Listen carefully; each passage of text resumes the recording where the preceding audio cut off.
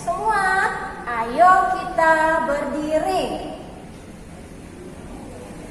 Adik-adik, dan kita percaya bahwa Tuhan bersama kita dan pasti menolong kita. Amin. Salam dari Tuhan Yesus. Dia senang kita ada di sini. Salam juga. Adik-adik, mari kita menyanyi Halo, Hello, Ola.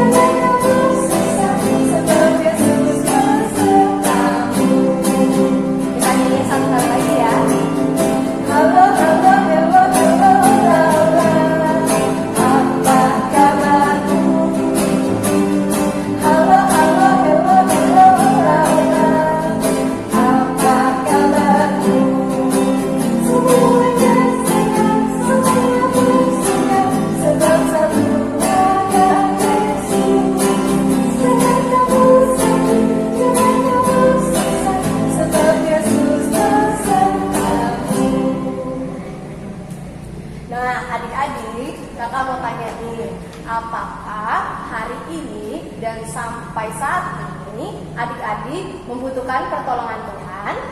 Gimana kalau Kak Desi butuh pertolongan Tuhan nggak?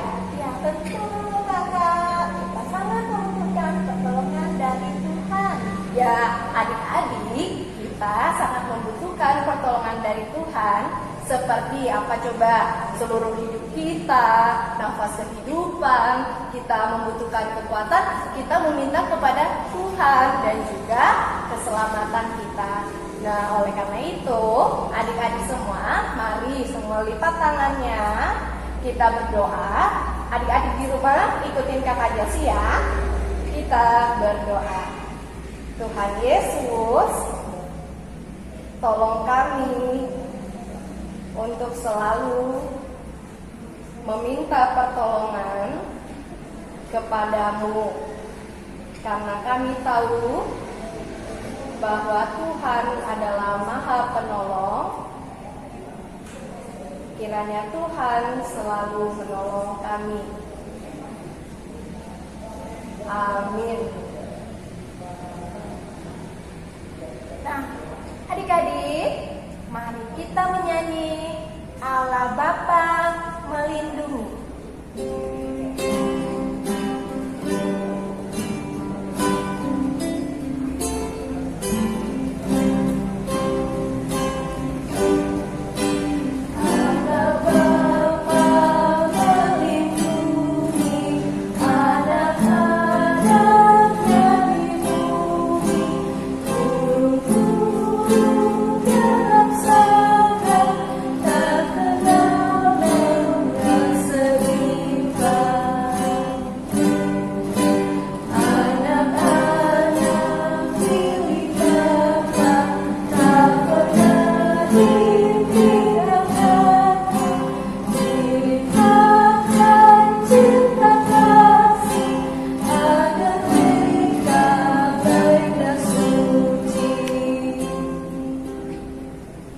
Nah, adik-adik sekolah minggu, tiba saatnya kita mau mendengarkan firman Tuhan.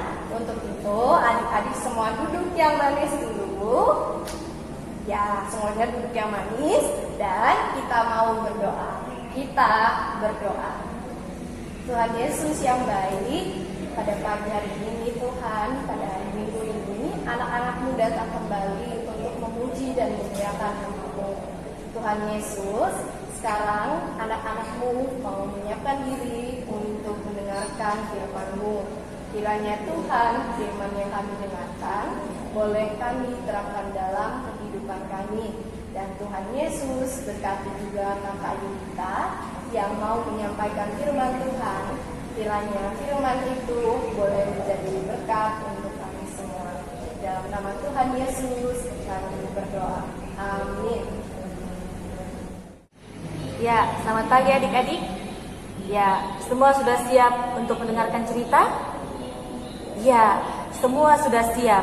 Ya adik-adik, hari ini kita akan bersama-sama mendengarkan cerita firman Tuhan tentang bangsa Israel meminta hakim. Ya, bangsa Israel meminta hakim. Ya adik-adik, ketika bangsa Israel keluar dari Mesir, bangsa Israel itu diselamatkan oleh Tuhan ya. Bangsa Israel diselamatkan oleh Tuhan sehingga pada saat itu bangsa Israel boleh keluar dari Mesir dan mereka menuju ke tanah perjanjian ya.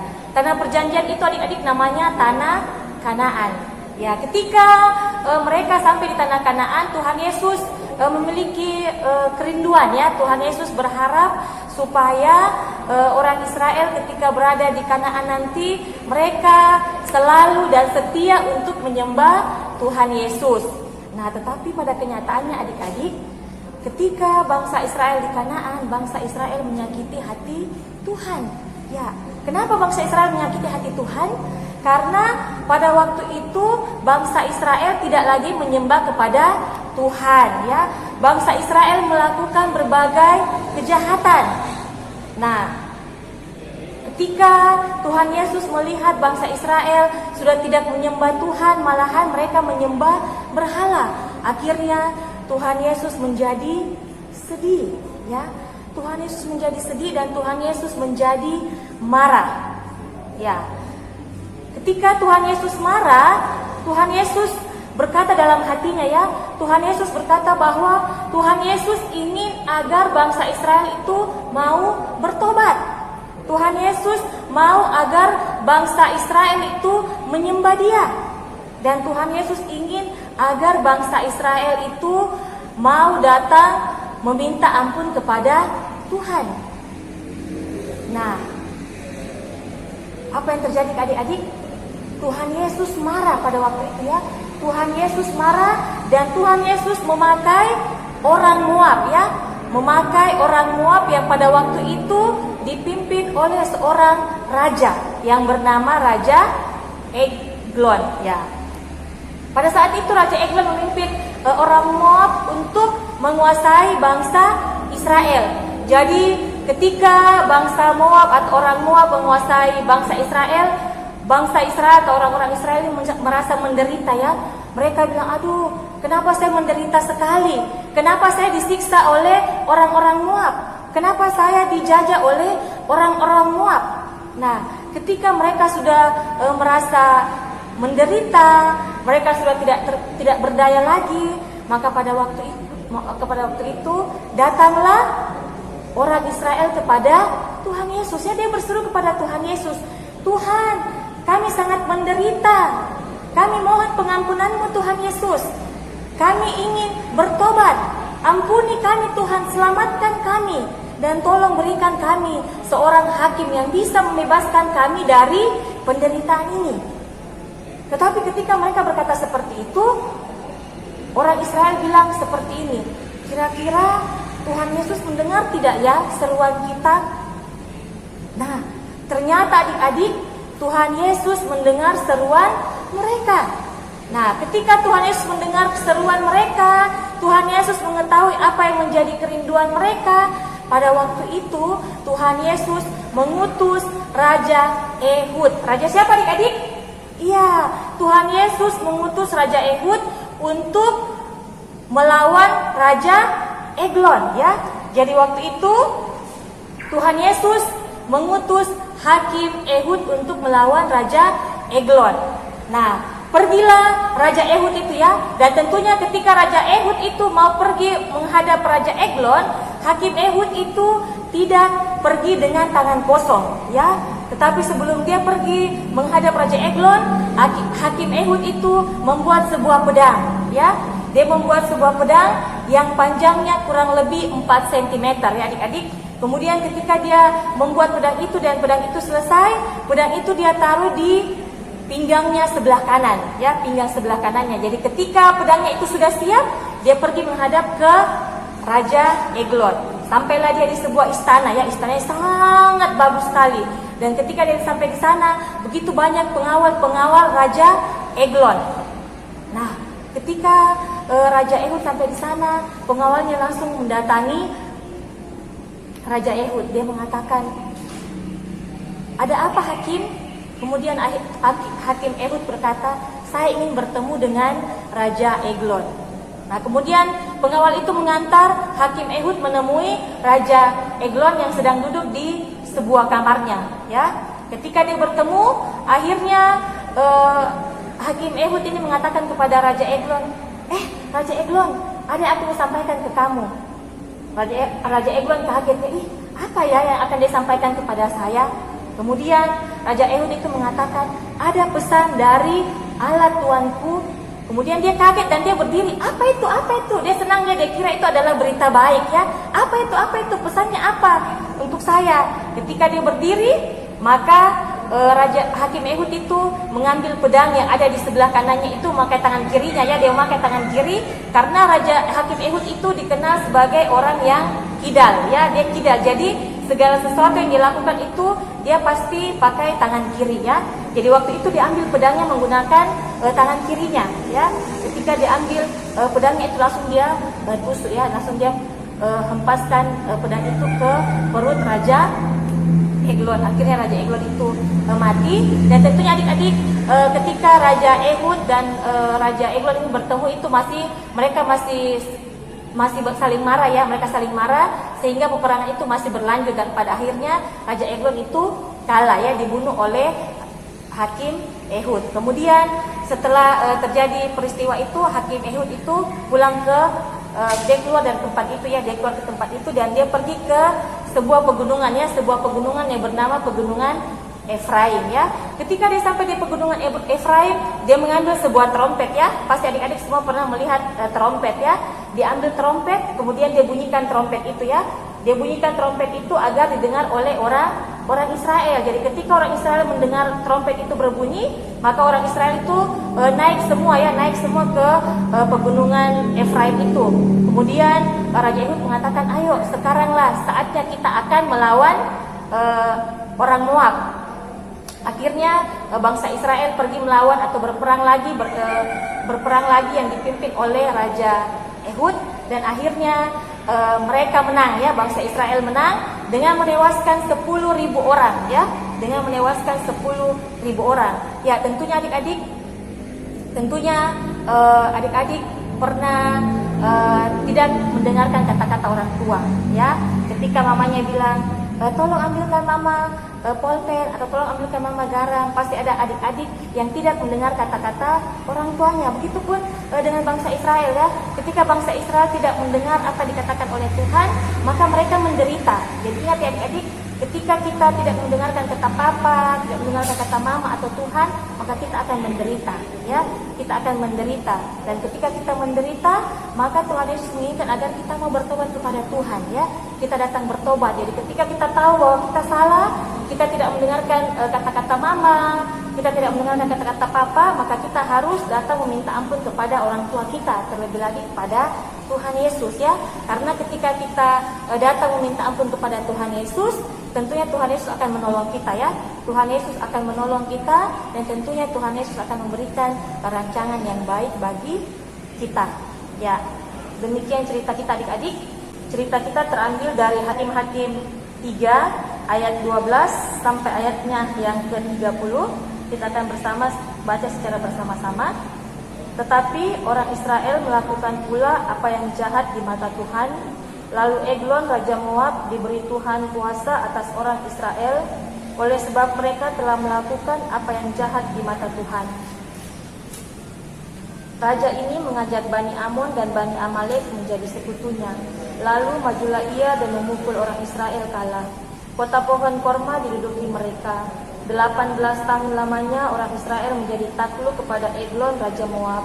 Lalu orang Israel berseru kepada Tuhan, maka Tuhan membangkitkan bagi mereka seorang penyelamat, yakni Ehud anak Gera, orang Benyamin, seorang yang kidal.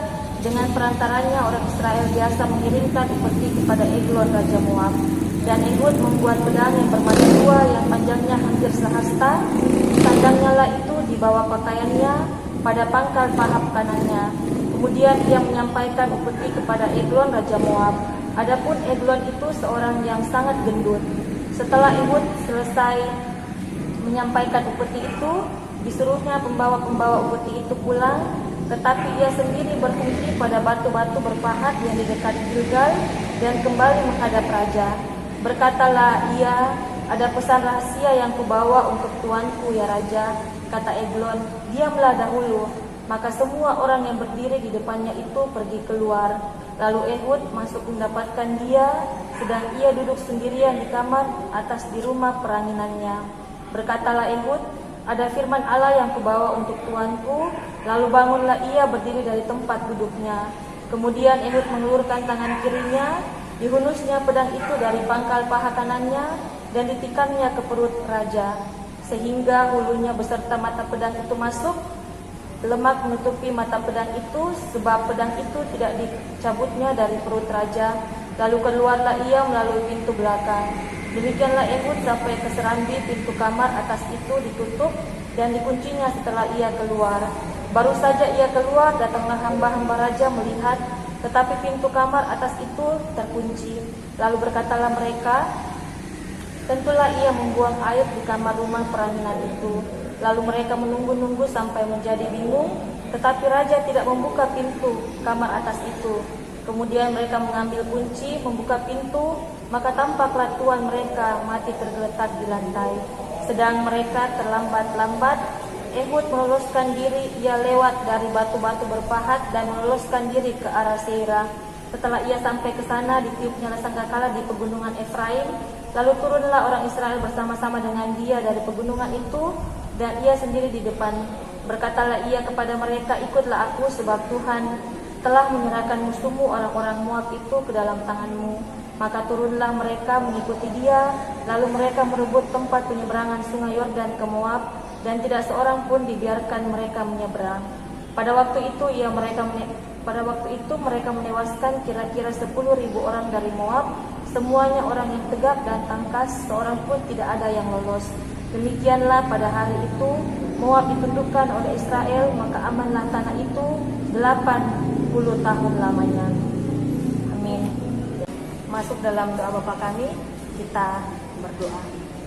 Bapa kami di sorga, dikuduskanlah namamu, datanglah kerajaanmu, jadilah kehendak-mu di bumi seperti di sorga.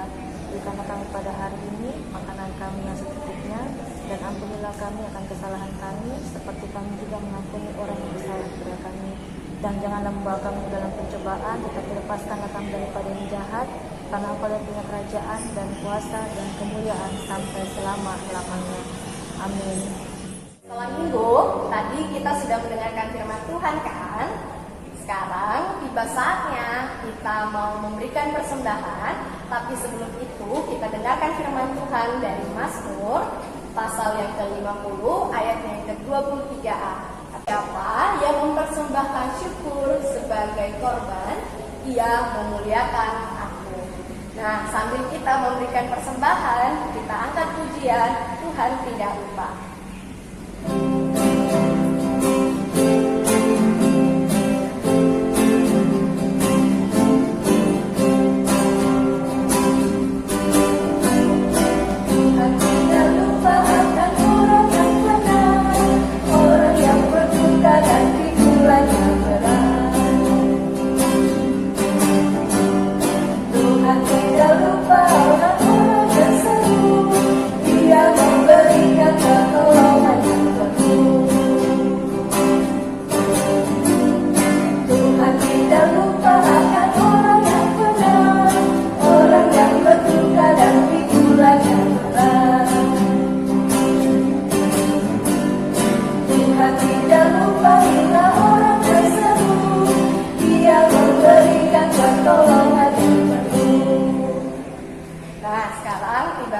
Kita mau berdoa untuk persembahan dan doa syafaat yang akan dipimpin oleh kakak kita.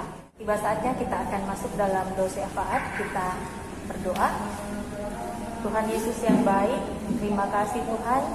karena Tuhan Yesus sudah menyertai kami semua anak-anak-Mu di dalam ibadah kami. Dan tadi Tuhan, kami anak-anak-Mu telah mendengarkan cerita firman-Mu Tuhan Yesus. Ajarkan kami semua agar kami anak-anak-Mu bisa melakukan firman-Mu dalam kehidupan kami sehari-hari. Berkati orang tua kami Tuhan Yesus, Papa dan Mama kami, baik yang berada dengan kami maupun tidak bersama-sama dengan kami.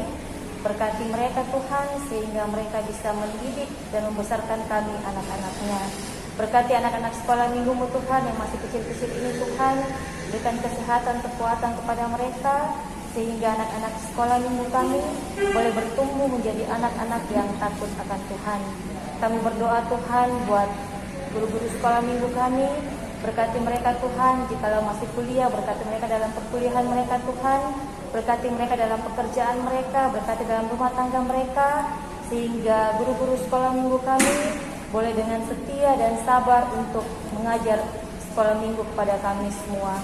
Tuhan Yesus yang baik, tadi juga Tuhan kami telah memberikan persembahan, berkati persembahan kami Tuhan agar dapat kami gunakan untuk pelayanan kami secara khusus di sekolah minggu kami.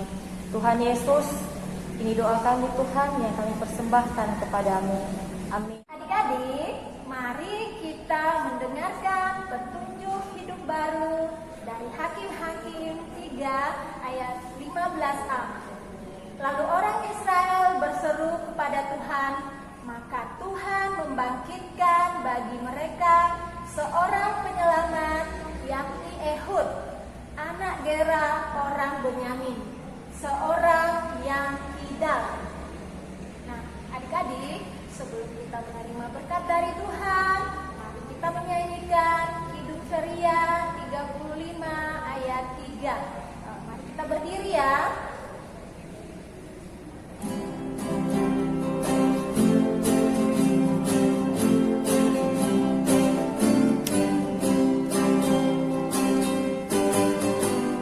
Selalu angkat muka dan berharap padanya, Tuhan tidak lupa akan anak-anaknya.